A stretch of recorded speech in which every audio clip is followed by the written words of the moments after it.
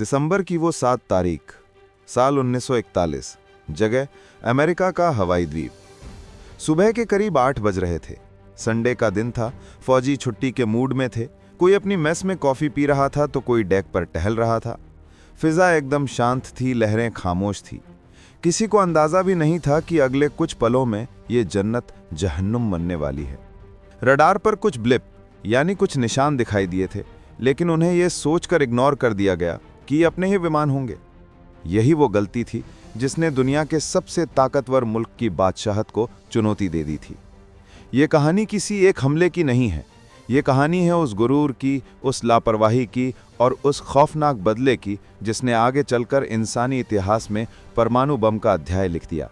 सोचिए, आज 2025 में जब हम रडार और सैटेलाइट से लैस हैं, तब भी हम उस दिन की प्लानिंग को सलाम करते हैं जिसने अमेरिका के पैसिफिक बेड़े की कमर तोड़ कर रख दी थी। आखिर वो कौन सी चूक थी जो अमेरिका की इंटेलिजेंस पकड़ नहीं पाई? कैसे जापान जैसे एक छोटे से देश ने अमेरिका जैसे राक्षस के जबड़े में हाथ डालने की जुर्रत की? और इस हमले के पीछे वो कौन सा मास्टरमाइंड था जिसने कहा था कि मुझे डर है कि हमने एक सोते हुए राक्षस को जगा दिया है? हम आपको बताएंगे इस खौफनाक और धमाकेदार ऐतिहासिक दिन की पूरी इनसाइड स्टोरी। तो बने रहिएगा वीडियो पर और इस संबंध में आपके जो भी विचार हों कमेंट में लिखकर जरूर बताइएगा, क्योंकि ये कहानी आज के जियोपॉलिटिक्स को समझने के लिए बहुत जरूरी है। अब सवाल ये उठता है कि आखिर जापान के दिमाग में ऐसा क्या फितूर सवार था कि उसने सीधे अमेरिका से पंगा ले लिया? क्या उसे अपनी मौत का डर नहीं था, या फिर उसकी मजबूरी ने उसे इतना निडर बना दिया था? भाई, बात को समझिए। किस्सा शुरू होता है तेल और ताकत की भूख से। उस समय दूसरा विश्व युद्ध यानी वर्ल्ड वॉर 2 अपनी आग पकड़ चुका था। जापान एशिया में अपनी दादागिरी चला रहा था। चीन के बड़े हिस्से पर उसने कब्जा कर लिया था, लेकिन इस दादागिरी को चलाने के लिए उसे चाहिए था तेल, लोहा और रबर, और जापान के पास ये सब था नहीं। वो अपनी जरूरतों के लिए पूरी तरह अमेरिका और ब्रिटेन पर निर्भर था। अमेरिका को जापान की ये विस्तारवादी नीति यानी दूसरे देशों को हड़पने की आदत बिल्कुल पसंद नहीं आ रही थी। अमेरिका ने जापान पर लगाम कसने के लिए एक ऐसा आर्थिक प्रतिबंध यानी इकोनॉमिक सैंक्शन लगाया जिसने जापान की सांस नली ही दबा दी। अमेरिका ने जापान को तेल देना बंद कर दिया। अब आप ही सोचिए, बिना तेल के न जहाज चलेंगे, न टैंक और न ही विमान। जापान के सामने 2 ही रास्ते थे, या तो वो अमेरिका के सामने घुटने टेक दे और अपनी सेना वापस बुला ले, या फिर वो करे जो किसी ने सोचा भी नहीं था। जापान ने दूसरा रास्ता चुना। उसने सोचा कि अगर अमेरिका के पैसिफिक बेड़े को, जो हवाई के पर्ल हार्बर में खड़ा है, उसे एक झटके में खत्म कर दिया जाए तो अमेरिका को संभलने में सालों लग जाएंगे और तब तक जापान पूरे दक्षिण पूर्वी एशिया पर कब्जा कर लेगा। ये एक जुआ था, एक बहुत बड़ा जुआ। इस जुए का मास्टरमाइंड था जापानी एडमिरल इसोरोकु यामामोटो। ये वो आदमी था जिसने अमेरिका में पढ़ाई की थी।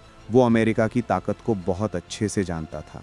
उसने अपनी ही सरकार को चेतावनी दी थी कि हम अमेरिका को हरा नहीं सकते, लेकिन अगर हमला करना ही है तो वो इतना घातक और इतना अचानक होना चाहिए कि दुश्मन को संभलने का मौका ही ना मिले। इस ऑपरेशन का नाम रखा गया ऑपरेशन जेड। तैयारी एकदम टॉप सीक्रेट थी। जापानी पायलटों को एक खास तरह की ट्रेनिंग दी गई। पर्ल हार्बर का पानी बहुत उथला था, यानी गहरा नहीं था। आमतौर पर टॉर्पीडो यानी पानी के नीचे चलने वाली मिसाइलें गहरे पानी में काम करती हैं। अगर उन्हें उथले पानी में छोड़ा जाए तो वो कीचड़ में धंस जाती हैं। लेकिन जापानी इंजीनियरों ने इसका भी तोड़ निकाल लिया। उन्होंने लकड़ी के पंख लगाकर ऐसे टॉर्पीडो बनाए जो उथले पानी में भी तबाही मचा सकें। इतना ही नहीं, जापानी बेड़ा जिसमें 6 एयरक्राफ्ट कैरियर शामिल थे, उन्होंने रेडियो साइलेंस यानी पूरी तरह खामोशी बरतते हुए हजारों किलोमीटर का सफर तय किया। ना कोई सिग्नल, ना कोई बातचीत। बिल्कुल अंधेरे में चुपचाप मौत के सौदागर अमेरिका की दहलीज तक पहुंच गए। अमेरिका की खुफिया एजेंसियां, जो आज 2025 में दुनिया की हर खबर रखती हैं, उस वक्त सोती रह गईं। उन्हें लगा जापान हमला करेगा तो फिलीपींस या मलेशिया पर करेगा, हवाई तो बहुत दूर है। यही वो गलत फहमी थी जिसने अमेरिका को वो जख्म दिया जो आज भी रिश्ता है। क्या अमेरिका के पास सच में कोई खबर नहीं थी, या फिर उन्होंने जानबूझकर संकेतों को नजरअंदाज किया? सुबह के 7:55 पर्ल हार्बर में अमेरिकी नाविक अभी अपनी आंखें मल ही रहे थे कि आसमान में एक अजीब सी गूंज सुनाई दी। पहले लगा कि ये कोई ड्रिल है, लेकिन तभी बादलों को चीरते हुए जापानी विमानों का झुंड नीचे आया। उनके पंखों पर बना लाल सूरज का निशान चमक रहा था और फिर शुरू हुआ वो तांडव जिसे देखकर शैतान भी कांप जाए। जापानी कमांडर ने अपने रेडियो पर कोड बोला, तोरा तोरा तोरा। इसका मतलब था चीता चीता चीता, यानी सरप्राइज अटैक पूरी तरह कामयाब रहा। पहले ही हमले में जापानियों ने अमेरिकी एयरफील्ड्स को निशाना बनाया। वहां कतार में खड़े अमेरिकी लड़ाकू विमान बैठे बिठाए बत्तख की तरह शिकार बन गए। इससे पहले कि अमेरिकी पायलट अपने विमानों तक पहुंचते, वो जमीन पर ही राख के ढेर में बदल चुके थे। आसमान से बमों की बारिश हो रही थी और समंदर में टॉर्पीडो मौत बनकर दौड़ रही थे। बैटलशिप रो पर खड़े अमेरिका के विशालकाय जंगी जहाज, जिन पर उन्हें इतना नाज था, एक एक करके जलने लगे। यूएसएस ओक्लाहोमा पर इतने टॉर्पीडो लगे कि वो विशाल जहाज कुछ ही मिनटों में पलट गया। पानी के अंदर फंसे सैकड़ों नाविकों के पास बचने का कोई रास्ता नहीं था। चारों तरफ सिर्फ काला धुआं, आग की लपटें और चीख पुकार थी। वो मंजर इतना भयानक था कि समंदर का नीला पानी तेल और खून से काला और लाल हो गया था। लेकिन इस हमले का सबसे दर्दनाक अध्याय लिखा जाना अभी बाकी था। सुबह के करीब 8:10 पर एक जापानी बम वर्षक विमान ने यूएसएस एरिज़ोना को अपना निशाना बनाया। ये बम सीधा जहाज के बारूद के गोदाम यानी एम्यूनिशन मैगजीन में जाकर गिरा और फिर जो हुआ वो किसी परमाणु विस्फोट से कम नहीं था। एक जोरदार धमाका हुआ जिसने पूरे जहाज को हवा में उछाल दिया।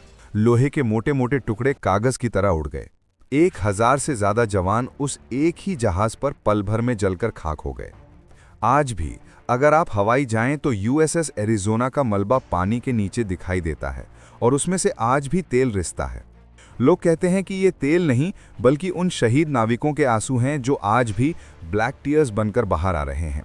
सोचिए, 1 सेकंड पहले तक सब कुछ सामान्य था और अगले ही सेकंड में हजारों परिवार उजड़ गए। जापानियों ने 2 लहरों में हमला किया। पहली लहर ने सरप्राइज दिया और दूसरी लहर ने बचे खुचे हौसलों को तोड़ दिया। करीब 90 मिनट तक चले इस हमले में अमेरिका के 18 जहाज डूब गए या बुरी तरह डैमेज हुए। 188 विमान नष्ट हो गए और करीब 2403 अमेरिकी नागरिक और सैनिक मारे गए। जापान का नुकसान नाम मात्र का, सिर्फ 29 विमान और 5 छोटी पनडुब्बियां। आंकड़ों के हिसाब से देखें तो ये जापान की एक बहुत बड़ी और शानदार जीत थी। लेकिन क्या वाकई ये जीत थी या ये जापान की बर्बादी की शुरुआत थी? इस हमले के बाद जो हुआ उसने इतिहास का रुख ही मोड़ दिया। जापान ने सोचा था कि इस हमले के बाद अमेरिका डर जाएगा, उसका मनोबल टूट जाएगा और वो शांति समझौता कर लेगा। लेकिन भाई, यही तो जापान की सबसे बड़ी भूल थी। उन्होंने अमेरिका की रीढ़ तोड़ने की कोशिश की थी, लेकिन उन्होंने अनजाने में अमेरिका के संकल्प को लोहे का बना दिया। हमले की खबर जैसे ही वॉशिंगटन पहुंची, राष्ट्रपति फ्रैंकलिन डी रूजवेल्ट ने इसे कलंक का दिन, a date which will live in infamy, घोषित कर दिया। पूरा अमेरिका गुस्से से उबल पड़ा। जो देश कल तक युद्ध में शामिल होने से कतरा रहा था, वो अब बदले की आग में जल रहा था। रातों रात फैक्ट्रियां चालू हो गईं, कार बनाने वाली कंपनियां टैंक और विमान बनाने लगीं। औरतों ने घरों से निकलकर हथियारों के कारखानों में काम करना शुरू कर दिया। अमेरिका का पूरा अर्थतंत्र सिर्फ एक मकसद पर केंद्रित हो गया, जापान को खत्म करना। ये वो इंडस्ट्रियल माइट यानी औद्योगिक ताकत थी जिसका अंदाजा यामामोटो को तो था, लेकिन जापानी नेताओं को नहीं। एक और बात जो जापान के खिलाफ गई, उन्होंने अमेरिका के जहाज़ों को तो मारा, लेकिन वो उनके तेल के डिपो और रिपेयर डॉक्स को उड़ाना भूल गए।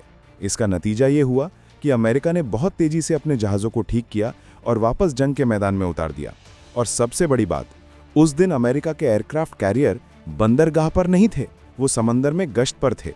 और यही एयरक्राफ्ट कैरियर आगे चलकर जापान के लिए काल साबित हुए। पर्ल हार्बर के बाद अमेरिका रुका नहीं। उसने प्रशांत महासागर पैसिफिक ओशन में एक एक करके जापानी ठिकानों को तबाह करना शुरू किया। बैटल ऑफ मिडवे में अमेरिका ने जापान के उन 4 एयरक्राफ्ट कैरियर्स को डुबो दिया जिन्होंने पर्ल हार्बर पर हमला किया था। ये था कर्म का फल। हिसाब बराबर हो रहा था। लेकिन अमेरिका का गुस्सा अभी शांत नहीं हुआ था।